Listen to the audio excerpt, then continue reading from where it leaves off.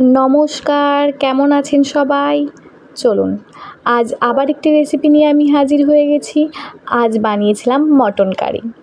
হ্যাঁ, ঠিক শুনেছেন। না, মটনের ঝোল নয়, মটন কারি। এতে আলু ডুমো ডুমো করে কুচিয়ে রেখেছি, পেঁয়াজ কুচোনো, আদা রসুন টমেটো সব কুচিয়ে রেখেছি, ওগুলো পেস্ট করার জন্য। কিছুটা পেঁয়াজও রেখেছি। এবার একটি মিক্সিতে ওগুলোর ভালো করে একটা ফাইন পেস্ট করে নেব। পেস্টটা আমার করা হয়ে গেলে আগে থেকে মাংসগুলো আমি 50% ভাপিয়ে সিদ্ধ করে রেখেছি। এবার আবার কড়াতে তেল গরম করতে দিয়ে আলুগুলো বেশ লাল লাল করে ভেজে নেব। আলুগুলো ভাজা হয়ে গেলে একটি পাত্রে তুলে নিয়ে তাতে আবার সেই তেলে একটা তেজপাতা আর পেঁয়াজগুলো ভাজতে দিয়েছি। পেঁয়াজগুলো বেশ লাল লাল করে ভেজে নেব। পেঁয়াজগুলো বেশ ভালো করে লাল লাল করে ভেজে নেওয়ার পর তাতে আমি যে মশলার পেস্টটা বানিয়েছিলাম, এবার সেই পেস্টটা দিয়ে দেব। তাতে একটু হলুদ গুঁড়ো একবারে দিয়ে দেব। আমি আর ঝাল দিইনি। মশলাটা যখন পেস্ট করি তখন 3-4টে শুকনো লঙ্কা দিয়েছিলাম, ওই ঝালেতেই হয়ে যাবে। আমি আর ঝাল দিইনি।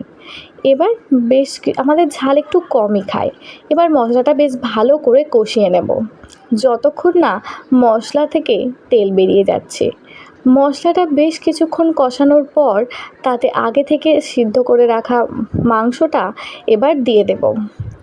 এবার মাংসটা দেওয়ার পরেও বেশ কিছুক্ষণ ধরে কষিয়ে নেব।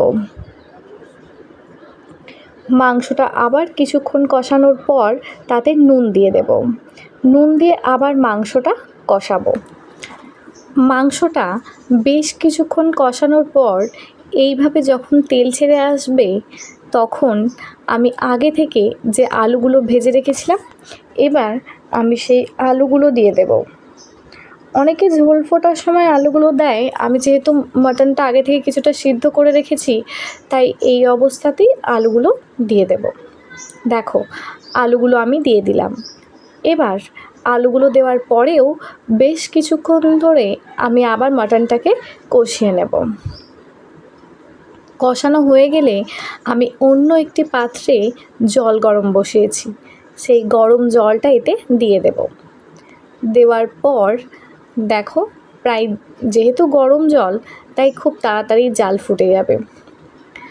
আর অনেকে কিন্তু, আমি স্টকটাই গরম করে নিয়ে দিয়েছি এতে। স্টকটা যেহেতু ঠান্ডা হয়ে গেছিলো, তাই আবার গরম করতে হয়েছে। দেখো, আমার মাংস প্রায় রেডি। আলুগুলো যখন গলে গলে আসবে তখন নামিয়ে নেব। আর নামানোর আগে আমি বেশ কিছুটা শাহি মশলা আর ধনে গুঁড়ো জিরে গুঁড়ো দিয়েছিলাম। দেওয়ার পর আমি মাংসটা নামিয়ে রেখেছি। রেডি আমার